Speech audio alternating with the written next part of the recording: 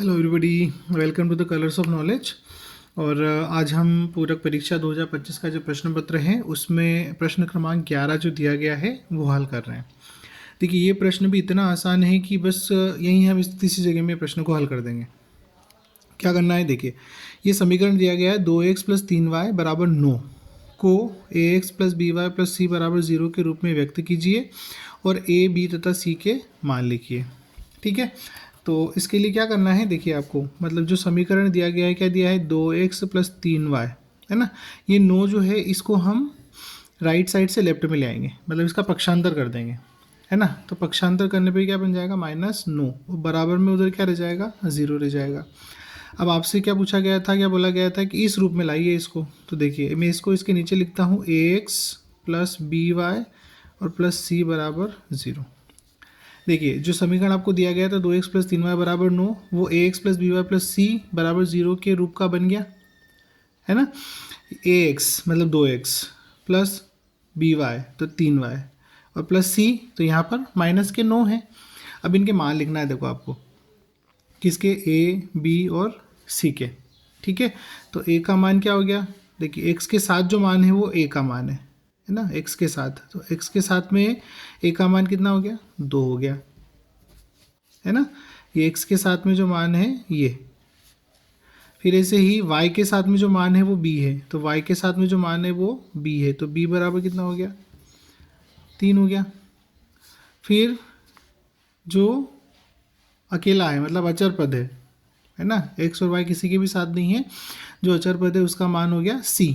तो ये c बराबर कितना है, अब देखिए ये प्लस का और ये माइनस का है, तो ये -9। ठीक है, कितना आसान प्रश्न है, बस इतना से ही काम करना है हमको और हमारे 2 नंबर पक्के। Okay, thank you. अब इसके आगे हम जो इसका अगला प्रश्न है, समीकरण 2x + y = 7 के कोई 2 हल लिखिए, इसको हल करेंगे।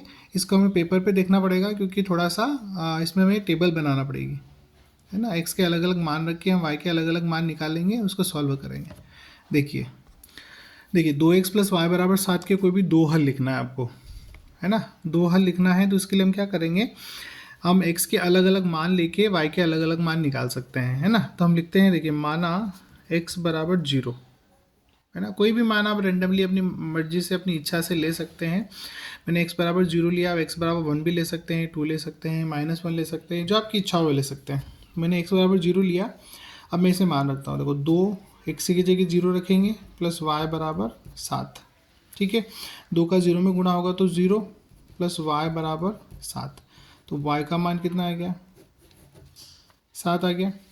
ठीक है, अब ऐसे ही x बराबर मैंने 1 ले लिया। ठीक है, x बराबर जब 1 लेंगे आप वापस यहाँ रखेंगे तो 2 x की जगह पे 1 रखा + y = 7, तो 2 एकम 2 + y = 7। y बराबर ये 2 को पक्षांतर करके वहाँ भेजेंगे तो 7 में से घट जाएगा, माइनस का हो जाएगा, तो y = 5। ठीक है, तो जब आपने x = 0 लिया आपको y = 7 मिला, x = 1 लिया y बराबर आपको क्या मिला, 5 मिला। अब इसी मान को हम क्या कर सकते हैं, एक टेबल के रूप में बता सकते हैं कि x के अलग अलग मान के लिए y के आपको अलग अलग मान क्या मिले। तो x का मान जब आपने 0 लिया तो y का मान आपको 7 मिला, x का मान जब आपने 1 लिया y का मान आपको 5 मिला। एक छोटी सी टेबल बन गई हमारी x और y की।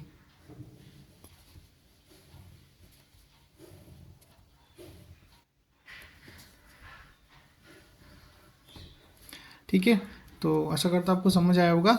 ये था हमारा प्रश्न क्रमांक 11, इसके दोनों प्रश्न हमने हल किए। अब अगले जो वीडियो में हम इसका जो प्रश्न क्रमांक 12 है उसे देखेंगे। तब तक के लिए गुड बाय।